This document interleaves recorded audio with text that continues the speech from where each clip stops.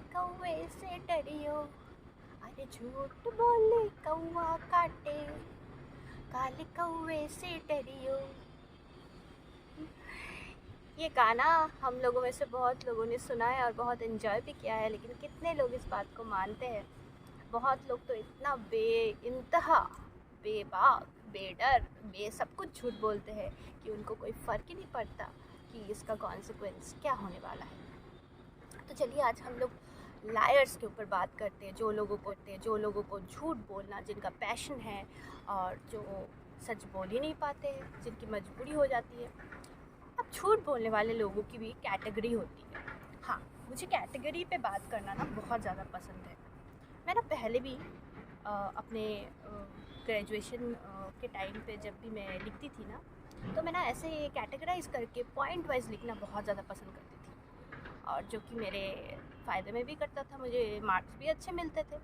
तो आते हैं एकदम कट टू कट पॉइंट पे, लेकिन उससे पहले वीडियो को आगे जाने से पहले आप लोग प्लीज़ लाइक बटन को प्रेस कर दीजिए, नहीं तो फिर मैं सही में अब और वीडियो फेसबुक पे नहीं डालूँगी। यूट्यूब पे डालते हो इतना अच्छा रिस्पॉन्स आता है, एफबी पे कुछ लाइक्स ही नहीं आते।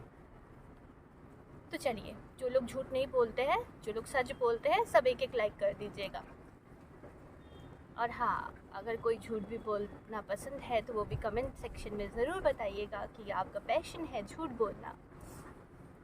तो देखिए भाई, झूठ तो सब इंसान ही थोड़ा बहुत बोलता है, और गीता में भी लिखा है किसी अच्छे काम के लिए अगर आपने झूठ बोला है, किसी का अच्छा भला हो जाए, आपने उस जगह पे ऐसा छोटा सा झूठ बोला है जिससे किसी को तकलीफ़ ना पहुंची हो, किसी का बुरा ना हुआ हो, किसी का लॉस ना हुआ हो, तो वो झूठ नहीं 100 सच के बराबर है। किसी के भले के लिए होना चाहिए। पर आप अगर अपना पैशन मान के हर जगह झूठ बोले जा रहे हो, दूसरे को कंफ्यूज कर रहे हो, किसी को नीचे गिराने के लिए झूठ बोल रहे हो, या फिर आप किसी को भी किसी ख़राब सिचुएशन में डालने के लिए झूठ बोल रहे हो, या फिर किसी के सामने सबसे ज़्यादा यूज़ होता है झूठ, किसी के सामने किसी और को बुरा बनाने के लिए उसके बारे में एक झूठ बोलना, ताकि वो इंसान दूसरे इंसान को बुरा मान जाए, जिसको हम लोग चुगली कहते हैं। चुगली, हाँ, चुगली करना, आओ बहन चुगली करें, हाँ चुगली, करेक्ट।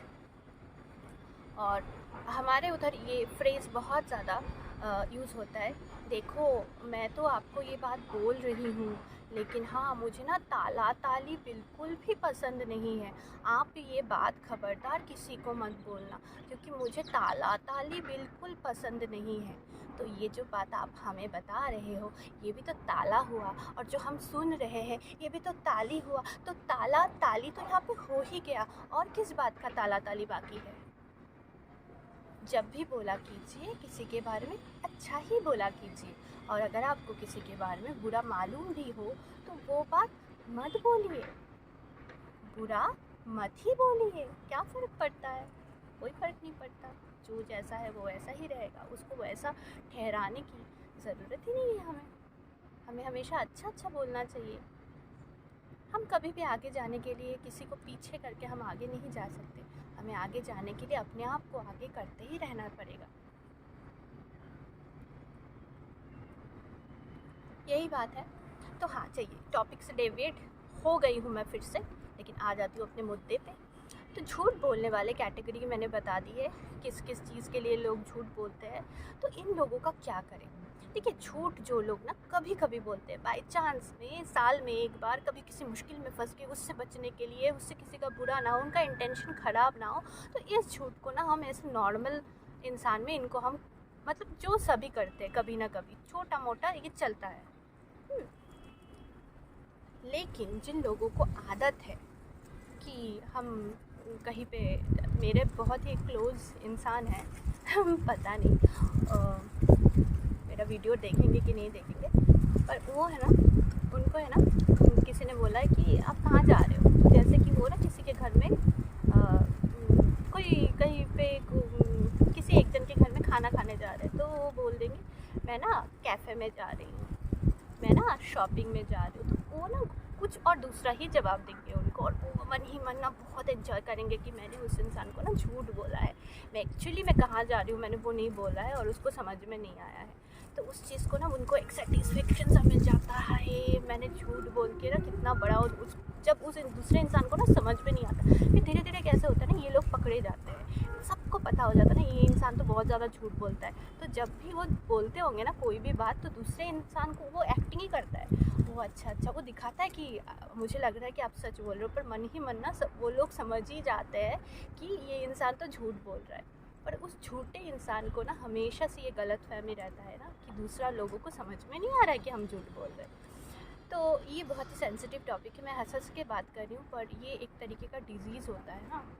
जैसे कि चोरी करना एक तरीके का डिज़ीज़ होता है, कुछ लोगों को ना इस तरीके का डिज़ीज़ होता है, कहीं पे भी कुछ अच्छा सामान देख लिया ना तो वो घर लेके आ जाते हैं।